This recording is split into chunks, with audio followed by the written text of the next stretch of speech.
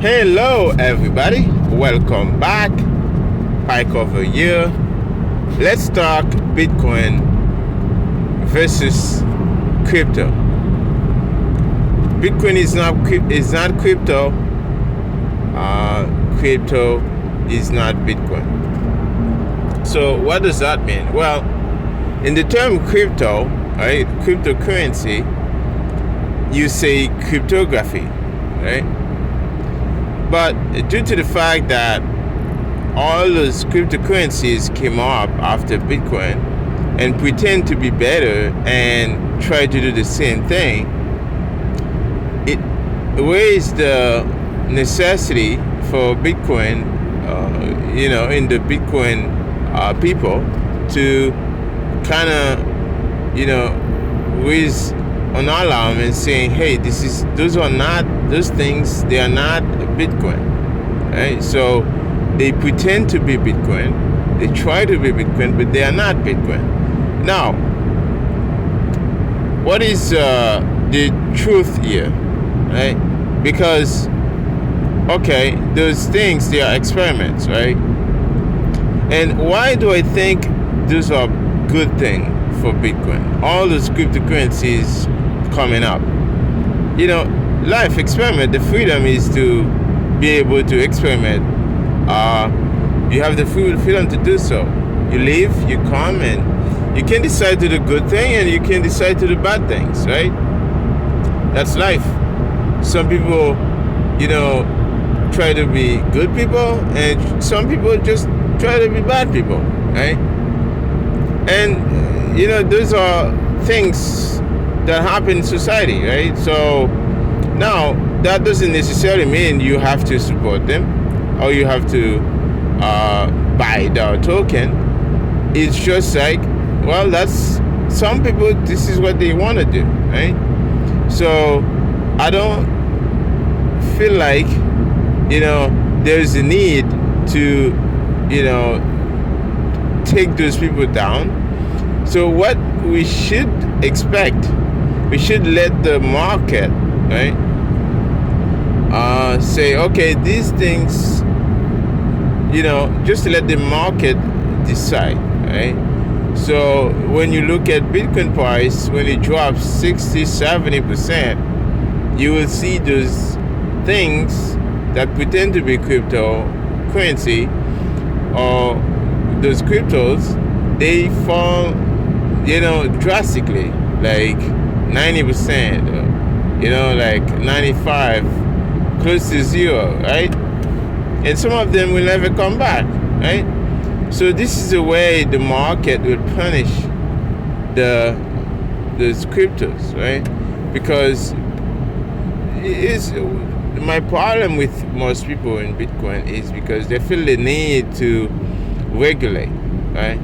But most of those people, they live in the US, so they don't get it. It's like, you just live in the US. Those cryptocurrencies, they're causing most harm, right, into places like developing countries, right? So they're not, like, it's not mostly in the US, it's more in developing countries. These people try to buy and then they lose all our money. So regulating in US doesn't mean anything to those people. So it's all stupid. So that's why I don't waste my time and energy in fighting those cryptos out there. Because first of all, they are worthless, in my opinion.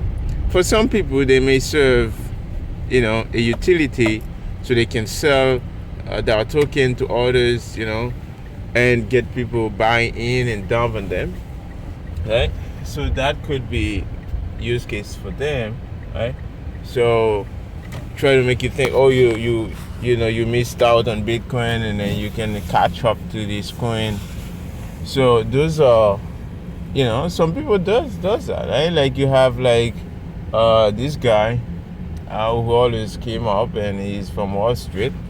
It's like every 6 months they come up with a list and say, hey, those are the crypto that's gonna pump.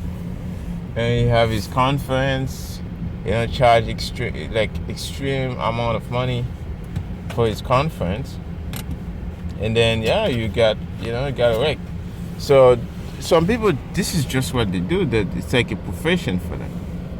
So now, if this is what the government wanna sanction or do anything, so this is what they're gonna do. That's what they're gonna do. But it's not my job or anybody's job to go there and fight this, talk them and oppose them. It's like all waste of time, waste of energy, right?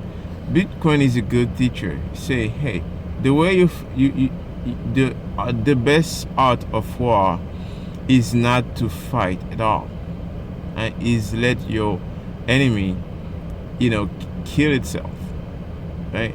So you don't have to get involved into this nonsense, right?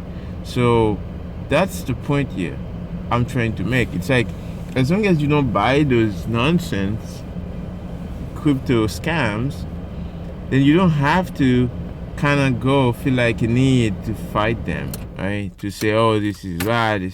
It's not necessary. It's just a waste of energy and time. You take this time, you go mine some fiat to get some more Satoshis. That would be much more like a better investment of your time.